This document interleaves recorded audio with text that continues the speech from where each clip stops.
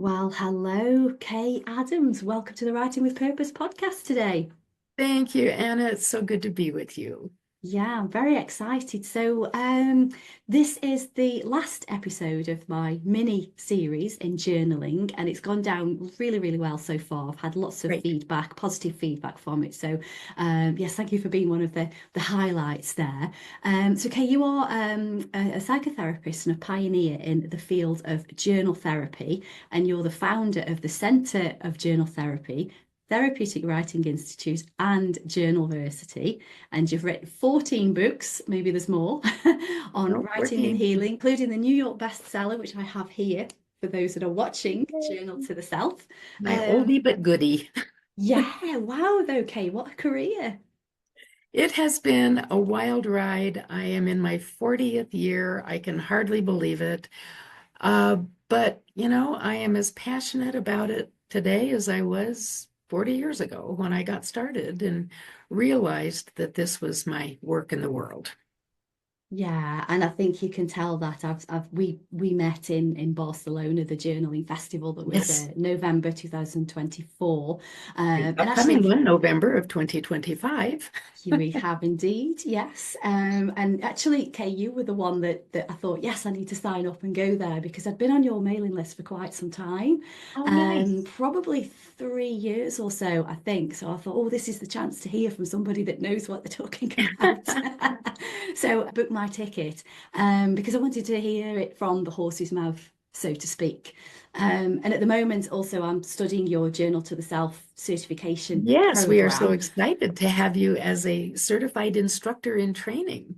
Thank you very much. I read this, started reading this over a year ago, and it's been good to go back, back into it, and have go through some of the techniques and that setting with the training that you provide, and have the other the other ladies that were doing it at the same time. It was as though you became part of the course with them. So yeah, I'm excited to continue on to stage two. Kay, if I could invite you to give us a little bit of a whistle stop account of how you come to do what you love. And as you say, 40 years later, you still love it as much today Yes, as you did then. absolutely. I started my first diary when I was 10 years old. My favorite aunt gave me one of those little locking books that was about this big and had this much room for every, day of five stacked years. Um, and I wasn't really very successful with that first experience because even though I had loved words and loved stories and loved writing, and I knew I wanted to be a writer when I grew up, I didn't really have anything very interesting to put in a diary because I was 10 years old and nothing interesting happened really. So Christine Rayner says her first diary, she's one of the pioneers, first generation pioneers. In her book, The New Diary, she said her first journal consisted of saying over and over, went to school, went to school, went to school. And that was kind of how mine was too.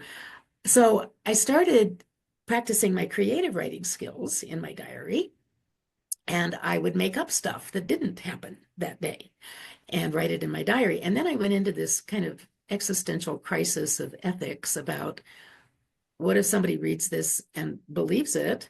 Or what if somebody reads this and knows that I'm lying? And so I would just rip that page out, which meant that the next year that page didn't exist and the page behind it. So I ended up with about a 150 page instead of a 365 page Wow. diary, and that wasn't a very good experiment. But by the time, a couple of years later, when I hit middle school, I had more to say and wanted more space to say it in. So at the time, we had these kind of newsprint tablets that were very popular that had a binding at the top. And Hmm. I wrote in those tablets all the way through middle school and had a much more successful experience. So that's when I started exploring my emotions and, interesting things that had happened or quandaries I was having. I just used it as a way to work myself through stuff. I just wrote it down and Mm. then I reread it, and then I noticed what I had noticed. So the very, very early origins of the reflection right, which is now a standard part of my practice, um, which is the reflection right is after a journal entry, reading it back and noticing what you notice. So as I read this, I notice, I'm aware of, I'm surprised by, I wish, I wonder, anything like that. It gives you an opportunity to gather some insight and harvest some awareness that may be missed. Because many of us treat a diary or a journal as such a living instrument that we just turn the page and move on. And we don't really go Yeah. back and look at what we have written and harvest it for its insight and its wisdom. The reflection right, it's the powerful part, isn't it? It's the bit that It, you can go deeper into what you've written and ask yes, questions. And I yes. think because you quite often use what surprises you, actually that does surprise me. I wonder why that Mhm. surprises me. Or is there something that has appeared several days in a row, or maybe it appeared a couple of weeks ago? And if you don't have that reflection time, you would never necessarily pick up on those patterns that are showing. Exactly. Exactly. Yeah. That's a nice interpretation of the reflection, right? And it's really what it's intended to do is help a journal writer codify and articulate the wisdom that is being Mm. harvested because we all have so much wisdom. You know, we have our own answers to things. We may feel stumped or stuck or even scared to know what's really true. But when we kind of layer down to it, there's almost always wisdom that surfaces if you are aware of observing it and looking for it and letting Mm. it surface. We don't really even have to look at it. We just have to let it bubble up from inside. Yeah, there's a nice metaphor in your journal to the self. I'm not sure which chapter it is at the start somewhere, I think, where you refer to the waves crashing on the beach. You were talking about conscious mind, subconscious mind, and Oh, the unconscious mind. unconscious And then as mind. you Yeah. get further out to sea, the Hmm. deeper, darker depths, and what you're doing with the journaling practice is helping the deeper, darker depths to come more to crashing on the ocean. Surface. Hmm. Yeah. Yeah, Yeah. and that was really quite powerful for me because I've always been a little bit confused with the conscious mind, the unconscious mind, the subconscious mind, and I think mixing up a little bit with sort of Freud and Jung and all of Hmm. those thought leaders in how we developed the psyche, if you like. So Yes. yeah, that made a lot of sense to me. So thank you. Hmm. Yes, of course. I have to ask, Kate, do you still have some of those original diaries where you made up some of your stories? You said that you probably only had a third of the pages left. Did you burn Yeah. them, throw them away, or? I don't have any of my earliest. The earliest journal I have was when I was a freshman in college. And I was taking a playwriting class in my freshman year, first semester actually. And so I was doodling out this one act play, which was really pretty awful when I look back on I'm it. sure it wasn't. But I also had, I didn't have a real angsty childhood. My family was, pretty normal and we didn't have any major drama going on. And I had a pretty middle class, middle America life that didn't have a lot of, you know, oomph to speak of. But when I got to college, all of these things were brand new. I was in a different state and I was in Texas, from Colorado. I live in Colorado, which is a beautiful state and pretty modern. And Texas is Texas. It is its own unique self. So I was in San Antonio, which is way south in Texas, because my initial thought by that time I was almost fluent in Spanish. I've lost it now, but I had been studying Spanish since middle school and loved it and was very good at languages. Um, but my desire when I graduated from high school was to major in journalism, to go to school in South Texas, major in journalism, and have a and be a reporter who worked with the migrant communities in the Rio Grande Valley, the border between Mexico and the United States, and just be a, a embedded reporter with migrants. That was my vision. It turned out I didn't like San Antonio all that much, and I didn't like the school I was at all that much, and I ended up transferring after my freshman year back to Colorado and finished up my journalism program at Colorado State University, a state school.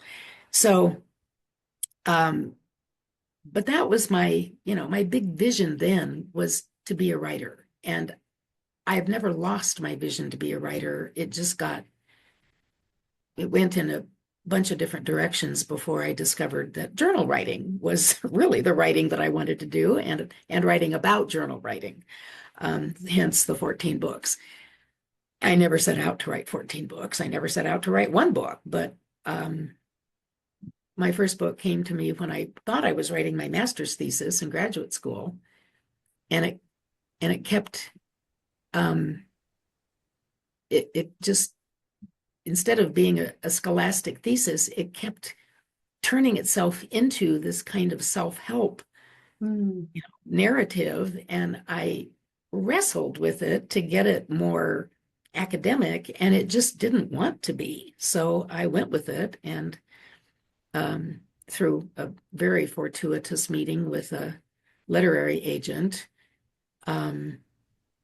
who offered to represent me, and took it to New York and sold it to the first publisher that looked at it. Wow, excellent. And Which, was that Journal to the South? that was Journal to the South, yeah. Wow. So how Yeah. old were you when you wrote that, Kay? It was published in 90. So I was 39 when it was published, I think. 39, something like that. Anyway, yeah, I had a couple of careers prior to my psychology, my counseling program. The most recent of which was I was a professional writer for a publishing company. I was in charge of the editorial department, and we wrote business management books and newsletters, which was way out of my comfort zone. I knew nothing about business, but I was a good researcher. I educated myself. Oddly enough, I retained none of that knowledge when I started my own business. So I've never really known how to run a business, even though I wrote a book called The Basic Book of Business, and it was all about, getting started in business. But I didn't internalize any of that awareness or that knowledge. So No, you grew to delegating. Yeah, that's right. I hired good people. So you've written 14 books. Journal to the South was the first one. Where does all of that inspiration come from? I mean, you talked about the story of, Journal to the South, and it just wasn't going anywhere in the way that it came out. Yeah. Where do you find all of that inspiration? Is there do they just come to you? Is there a process? No. Where do I find the inspiration? I I have several self-published books. Well, two self-published books. One is called The Right Way to Wellness, and the other is called Scribing the Soul, which are a series of essays on journal therapy. The Right Way to Wellness was, oh, yeah, there's Scribing the Soul. There you Absolutely. go. Thank you. Yes. I love that little book. The Right Way to Wellness came about, well, I have to go a little bit back in the history of journal therapy. James Pennebaker is a research psychologist at the University of Texas in Austin, who is the person most responsible for the research that we have that correlates expressive writing, which is what he calls it, and health and wellness. And he constructed a study back in the early 1980s. I think his first work was in 83, and his first publication of his work was in 86, I believe. But he was teaching freshman psychology at that point and other things too. Um, but he had this idea that writing in a structured way could help people resolve trauma and stress. And there's a backstory to this that I won't get into, but it had to do with, and he tells this story all the time, and he doesn't mind it if I tell it, but he and his wife of 50 years by now probably, um, had a little spat before, after dinner or something, and um, she went to bed and slept soundly, and he went to bed and was staying awake. And so he didn't want to disturb her by turning on a light. So he went downstairs to make a sandwich and ended up writing on the back of an envelope his thoughts about this little argument that they had had. And he was so interested in his own writing that he continued writing about it just getting curious about it. So he took that pattern that he had written about and turned it into a 4-day writing sequence, which in the first day, you just tell the story. And he told his freshman students, write about something that the most stressful or traumatic event of your life, something that you have had a hard time talking about with anybody. Mm-hmm. And so the first day, they went into a proctored room, and there was a graduate student who was assisting, and they monitored the room, but they were instructed to write for 15 to 20 minutes without stopping about the most stressful experience of their life, and to tell the story using both facts and feelings, both content and affect. And then they, put it in a Dropbox, left, came back the next day. Second day, you tell more of the story, add in some layers, add in some details, tell the story that is underneath the story that you normally, the habituated story, the one that we remember to remember, and then go a little deeper and say, well, what else was going on? Yeah. So that was the second write. The third write had to do with, how has this impacted you? What have you moved toward or away from as a result of having had this experience? And the fourth one was, where do you go from here? Now that you've explored this for 3 days, what can you release? What can you move toward? What does it mean to have had this story? And again, this was the most traumatic event or stressful event of their lives. They never saw their writing again. They never processed it with anyone. But in the follow-up physiological tests, they discovered that the students who wrote about stressful materials as opposed to the control group had an immediate increase in their T cell functioning, most of them. So, the T cells protect us from, they support our immune system and protect us from disease, and the more T cells you have, the better. So their T cells increased after 4 days of writing, and that effect lasted for up to 6 weeks after the last day of writing. And their visits to the campus health center for stress-related illnesses decreased compared to the test group, or the control group, for up to 6 months. They stayed healthier. So he went, this is interesting. And he started just really diving into that. And now he has published hundreds of studies on all kinds of things. And his method has been adopted by many, many researchers all over the globe. There have been, I don't know, thousands by now of studies. A few years ago, I was trying to find out how many, and I stopped at 2,000. Wow. Yeah. I was using a university library system for, to check it out. Anyway, so that's, Pennebaker is one of the pioneers in the work, and he is by far the most well-known of the therapeutic and expressive writing people. He's right there, at the top of the heap. Another one is Dr. Ira Progoff, who is deceased, but he is who I consider to be the original journal therapist. He was a depth psychologist who studied with Carl Jung in Zurich for 3 postgraduate fellowships. And he developed a really deep method of writing that is, sort of at one end of the spectrum of just a really deep dive, really unconscious material surfacing versus Pennebaker, who was, in 4 days, you can get through in 15 to 20 minutes for 4 consecutive days, you can get through a major problem. And then Pennebaker or Pogroff's over here going really deep. And I'm sort of in the middle. I'm considered the other theorist that is viable in the United States anyway, and I think increasingly the world. And my theory is based on, kind of humanistic and relational psychology. That's what I majored in graduate school, and that's what I organically did when I created the Journal to the Self workshop originally. Mm. You've also developed the journal ladder, talked about Pennebaker being on this end of the scale and Progoff being on this end of the scale and you in the middle. But the journal ladder actually stretches from one end to the... It's very nice interpretation of that. I hadn't thought of it in that way, but that's correct. The journal ladder is a program that a protocol, a theory that I developed when I was working with an inpatient psychiatric hospital with a population of severely post-traumatic stressed women. Mostly, we had occasional men, but mostly women. And they, back in the day that this was going on, we called it multiple personality disorder. Now it's known as dissociative identity disorder.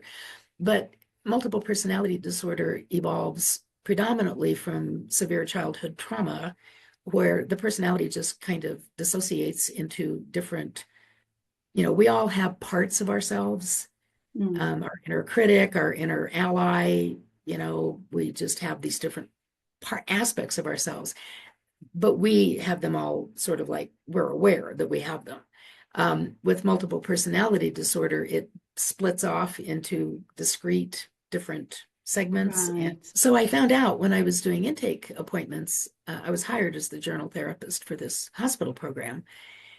And when I did intake interviews with people, they would almost always come in with a journal that they absolutely loved and were very, very attached to. But when I asked the question, do you ever experience obstacles, blocks, or barriers such that you feel worse instead of better after you write and it doesn't resolve on its own? Because Pennebaker said, if you're working, with your trauma, of course you're going to feel worse instead of better, but it should reset you should be able to reset with a good night's sleep or a meal or walking the dog or whatever. And almost all of these patients said, yes, they did experience obstacles, blocks, or barriers. And when I said, what do you do to resolve them? They drank too much. They didn't show up for work. They had, fights with their partners. They just didn't do well. There was some sort of coping mechanism that was perhaps on a negative scale. What I figured out was that, when I asked them how they wrote, they all described free writing. I just sit down and I start writing. Well, that's the most unstructured, unpaced, and uncontained way to write. That's why they call it free writing. It's free from structure, pacing, or containment. And those were 3 skills: structure, pacing, containment, that we were really trying to teach these dissociative clients. You have to be able to structure yourself. You have to be able to pace yourself. You have to be able to contain your emotions. So I looked at the journal techniques through the lens of structure, pacing, and containment, because all of my work at that point had been based on a lot of different ways to write to achieve different results. And the whole enchilada was, starting with the very, very most structured, paced, and contained, which is sentence stems. Right now I feel, today I want.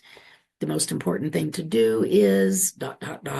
Finish the sentence, you're done. And then free writing is way up here at the top. And in between, there's a total of 14 different techniques that move from the most highly structured, paced, and contained to the least. And along the way, when I taught them this ladder, they were able to not only increase their choices of how they could write and what they could write about, but they also knew how to back it off, back it down to if they started to feel like they were going to dissociate, they could bring their writing down to a lower rung on the ladder, or they could just stop writing and give themselves a Mm. little break. So that was, what I created for these highly traumatized people. Turned out when I left inpatient hospital work and went into private practice, it turned out that it was more than just traumatized people that could Yeah. benefit from it. It was pretty much everybody. So it has become, a core theory that I have um, been using for 25, 30 years now in private practice. And it's been pretty, it's been well received in a lot of different clinical models. Mm. Yeah, I think the choice of techniques, because when I first started journaling, I've kept a dream journal off and on for most of my life. And then I got back into it about 4 or 5 years ago, just by starting with gratitude, what I was thankful for throughout the day. And it really helped me to, coming back to your point of noticing in general, just noticing things, the smaller things in life, feeling happier for that, and then developing a deeper practice from that. And I think as far as the free writing goes, in a few different periods of life, I've used the free writing, but I found that I've really ruminated about something that wasn't serving my best interests. So to have that structure then, as you say, it helps to contain you a little bit and it helps to rein you back a bit. Yeah. And you don't need to keep repeating the same thing, but again, bringing in the reflective right, to actually look over that and then spot actually I am Yeah. ruminating and I'm putting the same thing over and over again. It's time to rise above that or get over that or deal with that in some way. And then the structure helps, as you say, pull it back. So it's just, I think when people come to journaling or any form of creative writing or writing for well-being, it's about finding the door that works for them to go in. Absolutely. Absolutely. Yeah. And another story about reading back your journals. Many, many years ago, long before, well, not long, but several years before I started graduate school and counseling and started, this is back when I was still working in publishing. I was married to a man who was emotionally abusive, very hair trigger temper. And I was, I had a very complicated emotional life then. He was emotionally abusive. And I wasn't writing in my journal very much then because I was really afraid that most of what I was writing was about him and about how Mm, unhappy I was in the marriage. And I knew that he would flip out if and go into a rage if he ever found my journal. So I kept it in a locked drawer of my desk, but I also didn't write very much. So one day we had a particularly nasty encounter, and I went upstairs and unlocked my drawer and got to a clean page and wrote about, you know, my unhappiness. And it occurred to me that this sounded very deja vu-ish. mm, And I turned to the entry before the one I had just written, and it was almost word for word the same entry, and I had written it 3 or 4 months earlier. right. And Yeah. that right there, that reread of something that I had not read before caused me to do two things. It caused me to start the reflection right, like to start harvesting my insight at the end of it. And it also helped me make the decision that I had been toying with but hadn't done, to go into therapy. And Mm, once I started therapy and realized just how untenable my situation was, I developed the courage to leave the marriage. mm, And that was a very good thing I did, because you know, having a I was I was traumatized in this relationship, and it took me writing the same journal entry 3 months Yeah. apart or 4 months, whatever it was, to make me realize that that was a viable next step. So yeah, Yeah, using that journal, that was your confidant at the time.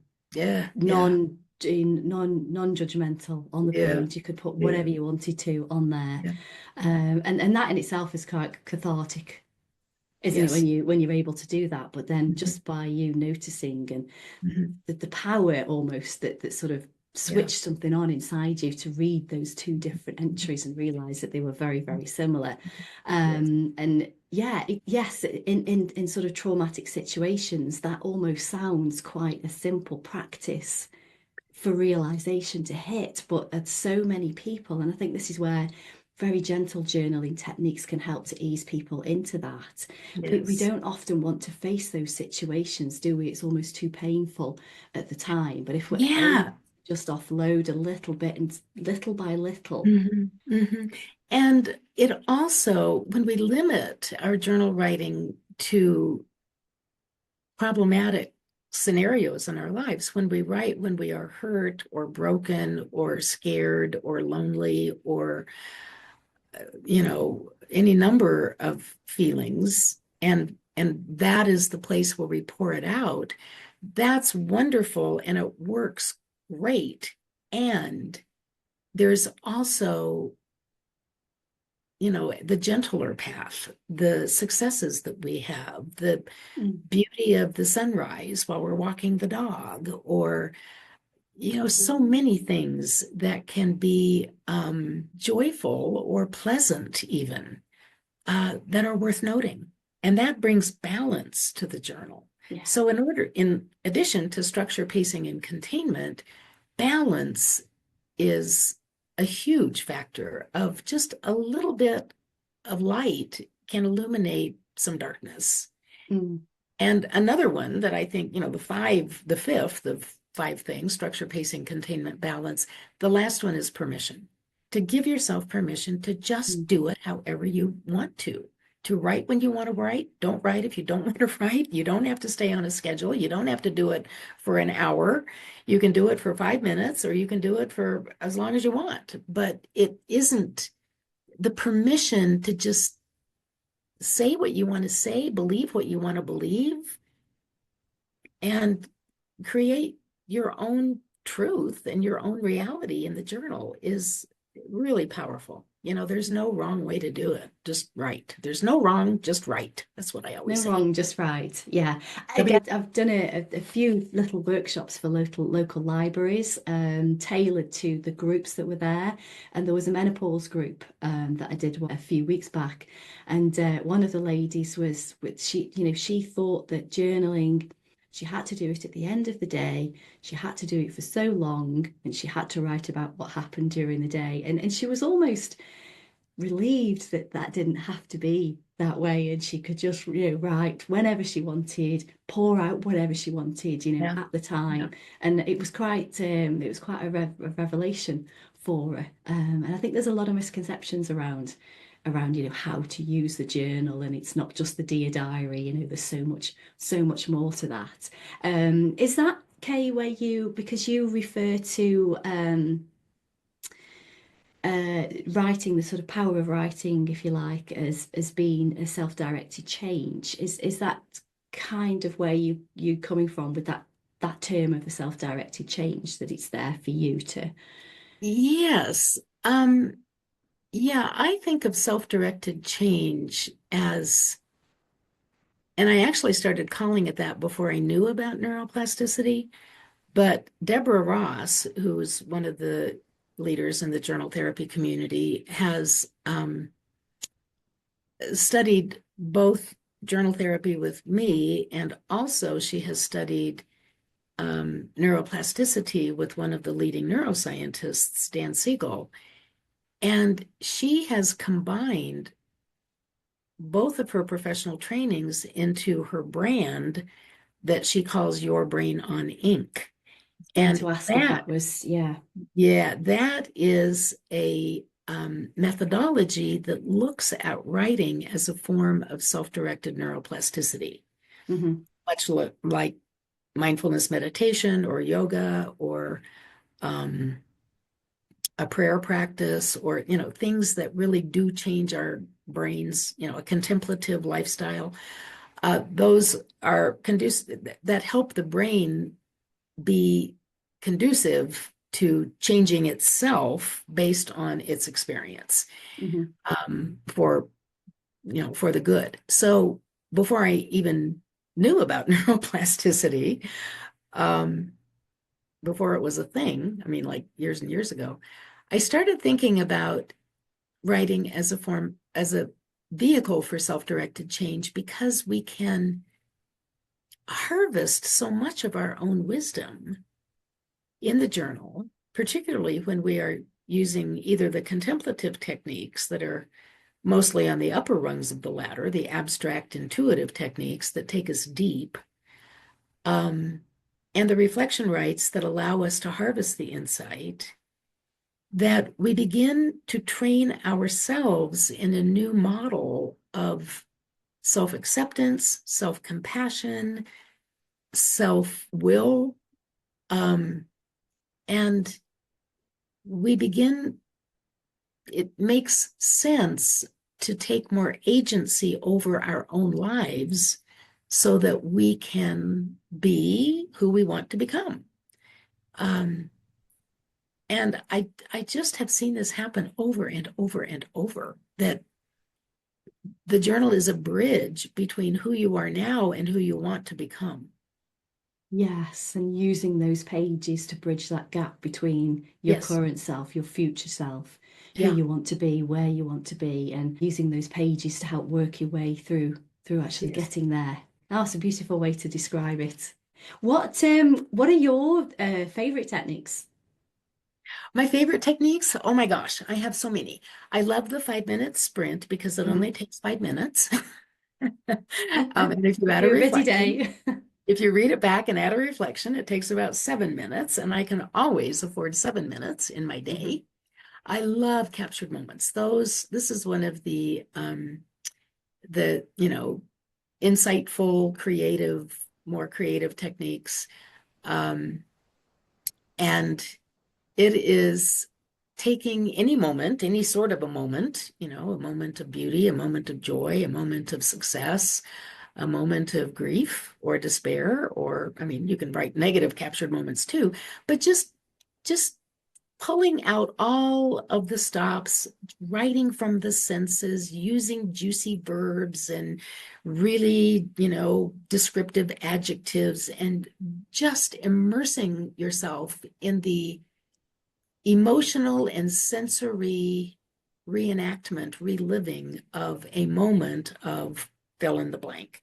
And even though they can be equally used for moments of despair, moments of of disempowerment, times when you felt very small, times, because the beauty of the captured moment technique, which takes about 7 minutes or so to write, they're usually just pretty small vignettes, a paragraph or two, but really sensory loaded.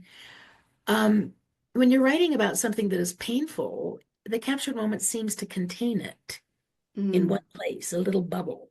But when you're writing about something beautiful or joyful, it expands yeah. and it fills you more. And I don't know why that is, but it just can serve as either a container or a, you know, big, expressive, non-ending thing.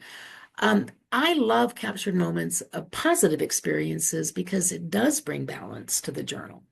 Mm, In 8 or minutes or so, you can, and 10 minutes if you write a reflection, you can write about, something that, a rainbow that was just right there, crystal clear in the sky, and where that took you. And that can become a metaphor for all kinds of things. So you become more attuned to metaphor as, the rainbow as both a thing of beauty and also a metaphor for where you're going next. mm, So it's really nice. I love captured moments. I also love a technique called perspectives, which is about altering your point of view either by jumping time to sometime in the future and writing in the present tense, writing a year from now's date. Today it's, what is it, March 5th. So you would write the date March 5th a year from now with, next year's date, and imagine that you have achieved a goal and you're on the other side of it. So you can just say, I finally did it. I finally finished my book or my essay or my whatever I was writing, or I finished whatever it happens to be that you are setting as a goal. And here's how I did it. And so you kind of work yourself, you imagine yourself having finished the thing and then work yourself backwards to what were the steps that got you there. And then you have a plan.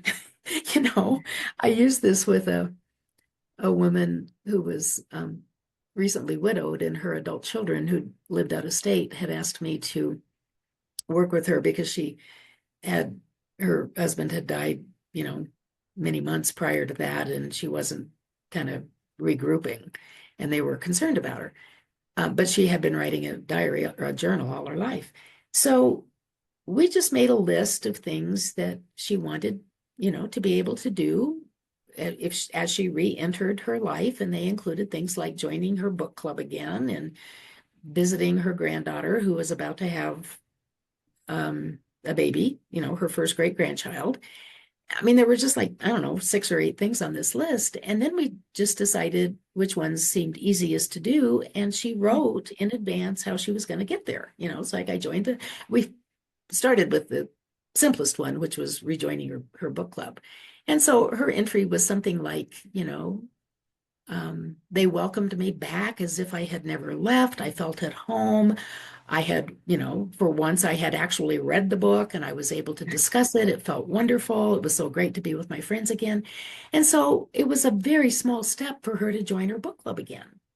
And then we moved it up. I mean, we just worked a little bit at a time, but she was able to work herself back into her life that she had left when her husband died, the new life that she was now experiencing. And it didn't take very, very long at all before she had gotten back on her feet, gotten back into her social life, and her kids felt much better about her re-entry into her,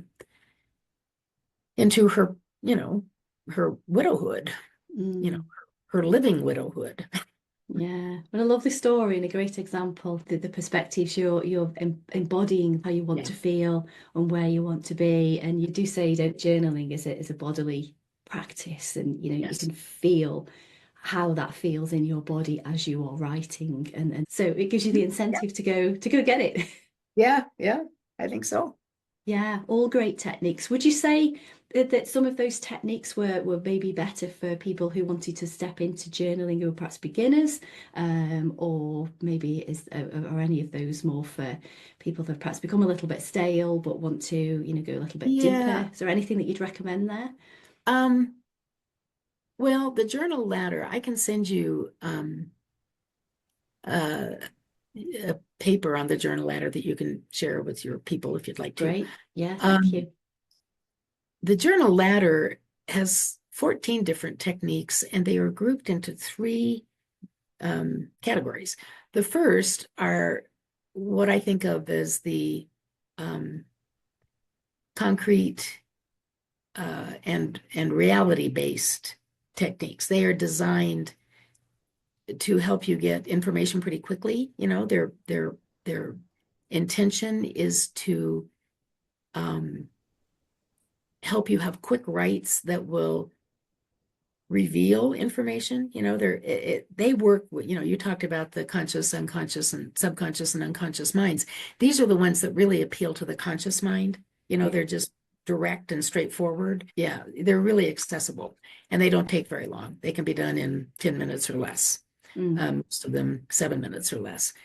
Then we have the insight oriented techniques in the middle rungs, and those are often a little bit more creative. They're a little bit more relational, and they surface material from the subconscious mind, the stuff that you know, but you forgot that you knew it.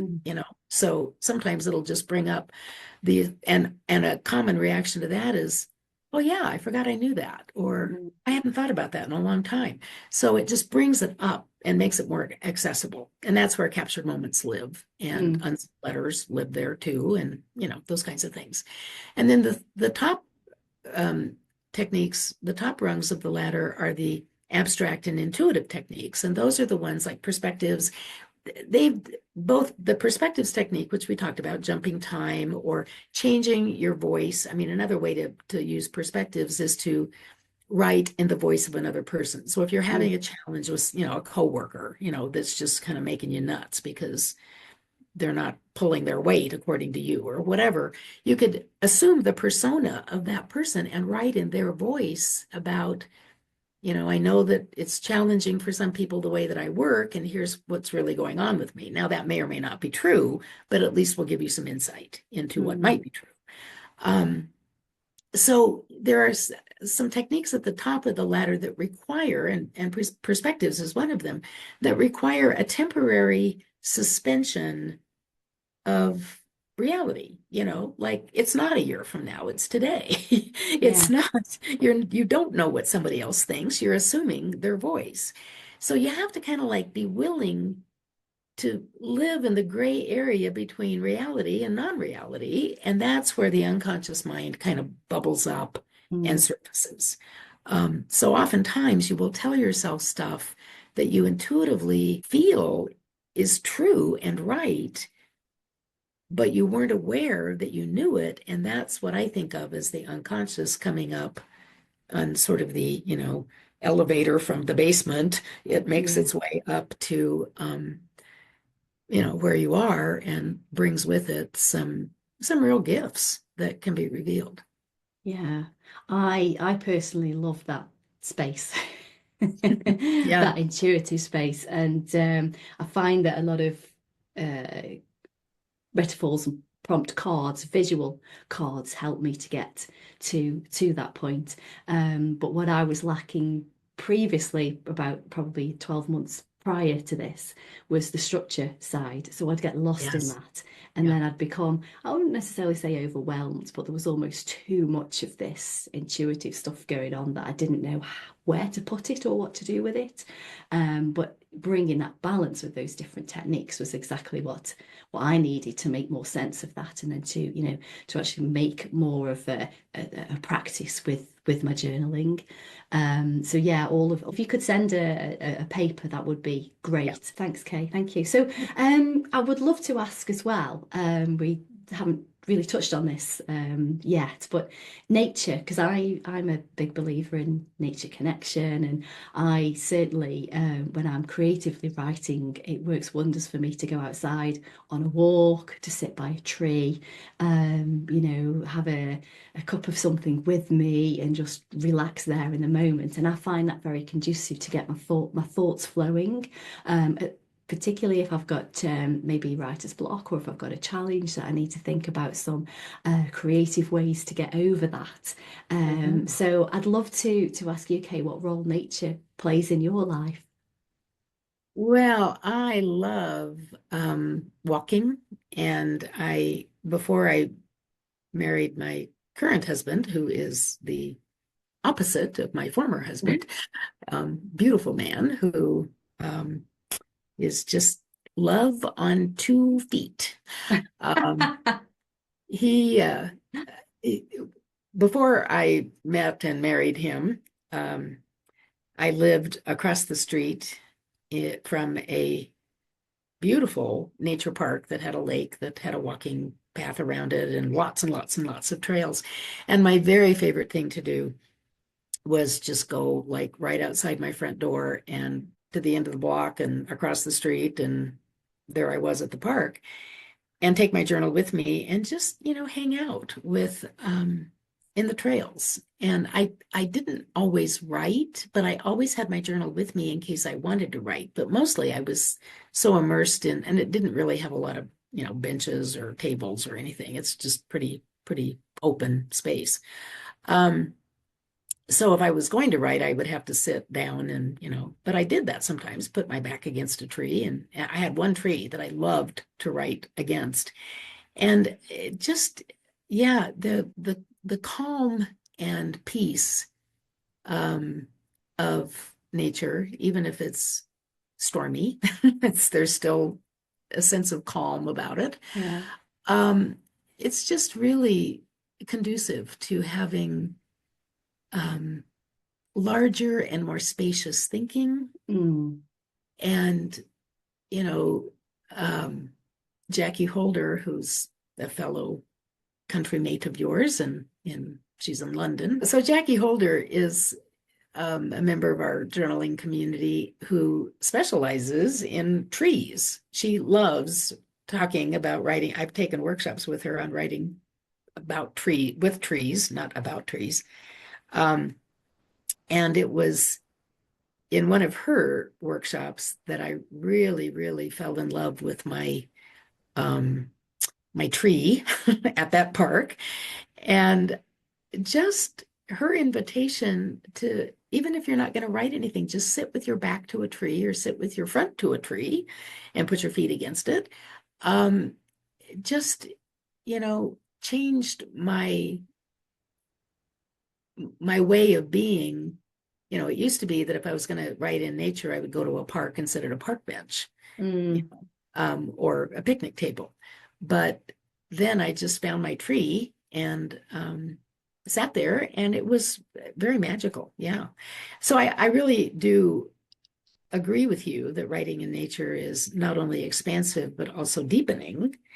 Um, and now I, again, live across the street from a park.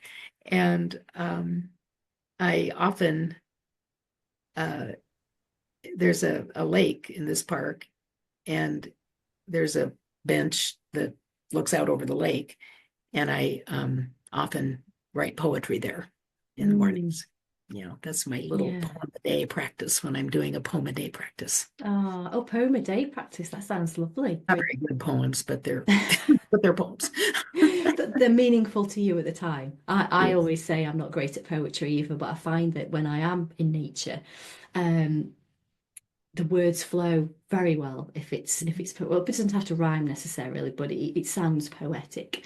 But I also think as to nature, you say that it's more expansive, and coming back to what you were talking about earlier with the senses, it's a nice, easy, gentle way to really connect your senses with what you're doing, because you've got the sounds, you've got the breeze, and on your in, you've got the smells of flowers, fauna, and there's so much else going on outside than when you're confined in the within the four Yes. walls of your Mhm. own room.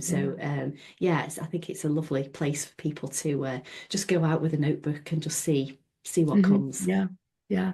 Therapists often use a sensory grounding technique with clients who are, you know, a little overstimulated or having a lot of emotions all at once. And it's just a way of getting in touch with your senses, getting in touch with your body. And it involves writing down 5 things, or naming. A lot of therapists just say name out loud, but I say name out loud and write down 5 things you can see, 4 things you can hear, I think this is the right order, 3 things you can touch or that are touching you, 2 things you can smell, and 1 thing you can taste. So it covers the Yeah. 5 senses, five, Hmm. 4, 3, 2, 1. And I think that's the right order, but you could actually mix it up into any order you wanted. And I write a lot of 5, 4, 3, 2, 1 poetry that way. Mm. And I write them all down, and then I mix them up, and put them in different orders.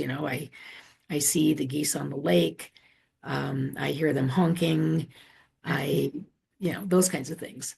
Yeah. So Yeah, another way to notice those little things and appreciate what's around exactly. you. I wonder, do you ever add a sixth one about feeling? What do you feel? Oh yeah, yeah, that often comes in the reflection. You could add feeling to that. Yeah, I Yeah. feel good. So, Kay, what's next for you in 2025? Have anything that we need to be aware of that's coming up? Well, I have this really, really fun project that I have just hatched up, and I am inviting my friends to tell me if they're interested, and everybody is saying, yes, yes, let's do it. In the 90s, the Canadian singer-songwriter Sarah McLachlan, who was indie, soft rock, folk kind of. Um, Sarah McLachlan gathered up all of her indie rock girlfriends, besties, and said, I'm going on tour this summer. Here's all my dates and all my cities. Who wants to join me? And she had this thing called Lilith Fair, where whoever was available and wanted to meet up, she had 3 or 4 different artists join her on tour in some city, one city at a time. And they would just, everybody would do a set and then they'd jam together and then they'd just make stuff up. And it was just fabulous. And so I'm doing the original name of the Journal to the Self workshop, which changed its name when the book came out and was called Journal to the Self, which I didn't title, my publisher did. Before that, it was called Write On, Write, WRITE, on with an exclamation point, because it was the 80s. And I'm having the Write On 40th anniversary reunion tour, because at the end of this year, I'm going to have my 40th birthday of the first journal writing workshop I ever taught. And I'm just gathering up all my friends and saying, who wants to do an all-day workshop with me on, where I want to do 6 or 8 of these, where there will be 3 of the journaling stars in the universe, doing 90-minute workshops. And then in the 4th segment, I will do a panel discussion with all 3 presenters and, basically about what did you learn from each other today. Yeah. And then we will end with, some synthesis, some group process, and everybody kind of having a chance to write some reflections about, what their takeaways are. And then we'll just have a big, celebration at the end. So I want to create 6 or 8 of these workshops about, 6 weeks, 2 months apart, and have a whole bunch of people join in. And I put this out to some of my friends, and they're all like, yes, let's do it. So it's going to be fun. Yeah. So we'll keep everybody posted on how that's going. Sounds like fun. And yeah, happy birthday to you as well for the 40th anniversary. It sounds very creative. Yes. And so you said 6 to 8 weeks apart. Are Well, you yeah. going in around different states, or? No, this is all going to be on Zoom. Right, okay. All be all on Zoom. So people anybody all can over the join. world Yeah. can join in, assuming their time frame is, Australia would be the middle of the night. But anyway, the other thing that's kind of big for 2025, this is not a definitive thing yet, but I fell so in love with Barcelona last November when we were together at the Journal Festival and then a follow-on 2-day retreat, that and there was so much, I was so surprised by the number of people who's from Europe, or Great Britain, who said that Europe was right on the brink of having some, a renaissance in journal writing in Europe, that I was encouraged to do more work in Europe. And my husband and I loved it so much that we think we might relocate to Barcelona. So he's retired now, and he is looking at, what it takes to immigrate to Spain. But, in the United States, we are undergoing a difficult time. We want to take this work where it needs to go. And it's a big, huge step, and it may or may not work. We're still working out the details of, getting a visa and all that stuff. But we may be in Europe. We may be moving to Europe, to Spain. Yeah. So we'll see. Yeah, well, best of luck with that. And it certainly is a beautiful city, and you've got the mountains close by, you've got the sea, the mountains, and it's very accessible. It'd be lovely to have you closer. Yes. Well, we're both in our 70s, and why not? Hmm. Why not? If we're ever going to do it, we might as well do it when we're healthy. Exactly, So, exactly. Yeah, it's a lovely climate there, and there's, like you say, there's a quite a nice journaling community forming over yes, there. So you yes. will be welcomed with open arms, and there'll be Thank you. plenty more projects that you can get started. So we've talked about the journal ladder and the books, and I make a note of all the people that we've mentioned, so I can include those in the show notes. But where's the best place, Kay, for people to reach you to find out? What you're doing online, what you're doing in person, and just Mhm. how to make contact. Yes. Email address is my first initial and my last name, initial K, last name Adams, Adams, and then the initials L, P as in Paul, C as in Charlie, which stands for Licensed Professional Counselor, which is my licensure, at gmail.com. So initial K, last name Adams, LPC at gmail.com. And my primary website is journaltherapy.com, where you can read about. There's a lot of free stuff there and information on one of my training programs, the instructor certification training for the Journal to the Self workshop, which is what you're in the middle of taking, and also the Therapeutic Writing Institute, which is our online school that is a deep dive. It was created to be, it is not a master's program, but it was created to be a master's equivalent program in case some university somewhere wants to, partner with me and offer it as a master's degree. Um, it takes about 3 years to get through, and it's really an immersion program for people who want to do this as a career.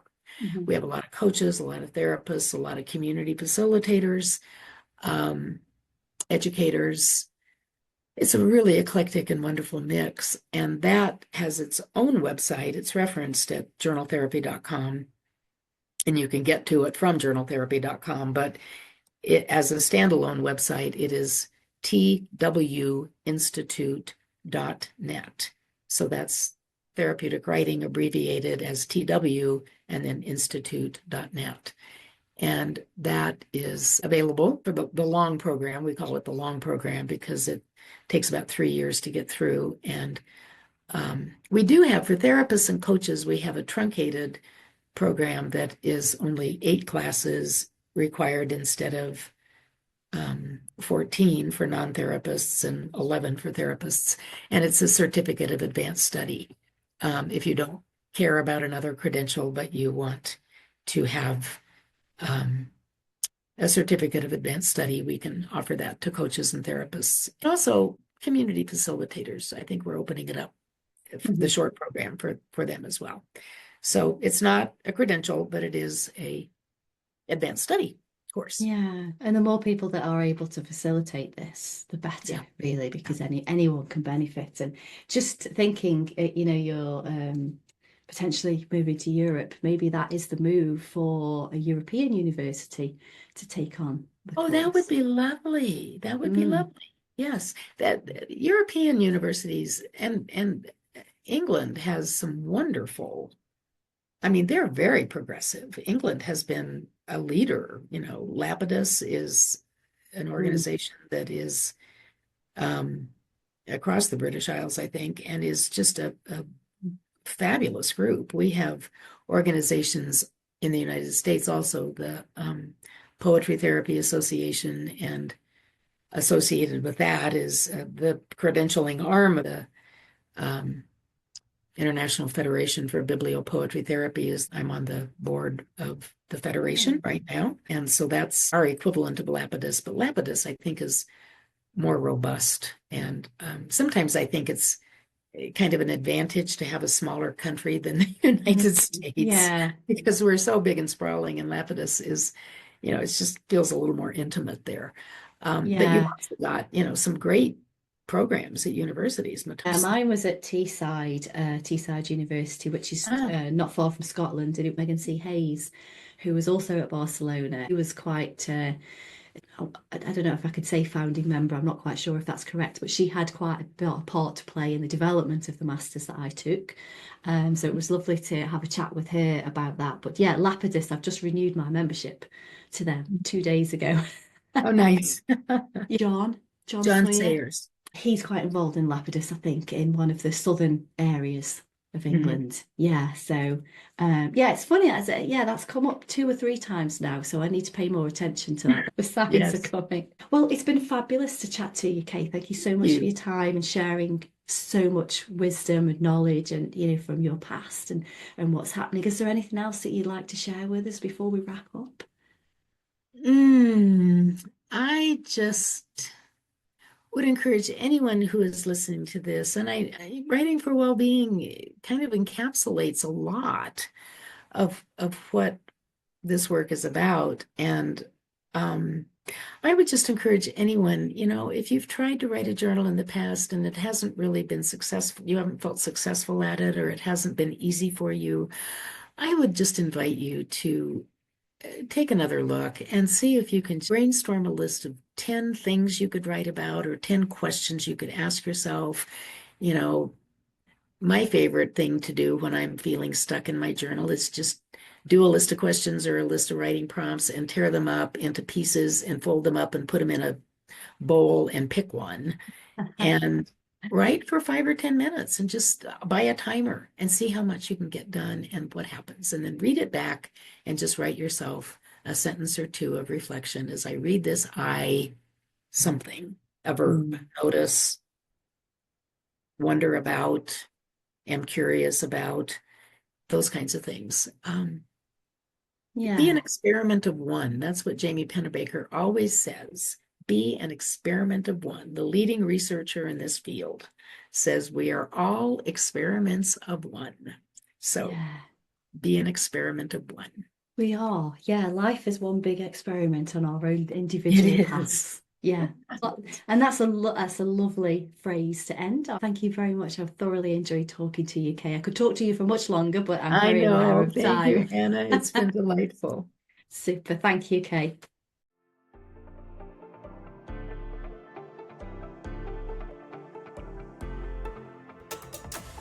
Thank you for listening to today's Writing with Purpose podcast. Having conversations with fellow writers or adventure enthusiasts brings two of my biggest loves in life together, writing and nature connection. I've been a copywriter and content creator for 23 years, but my passion is writing for well-being, and I'm on a mission to share the benefits that putting pen to paper has for personal wellness with as many people as possible. If you want to learn more about writing for your well-being and journaling techniques, please connect with me in my Facebook group, Journaling with Anna.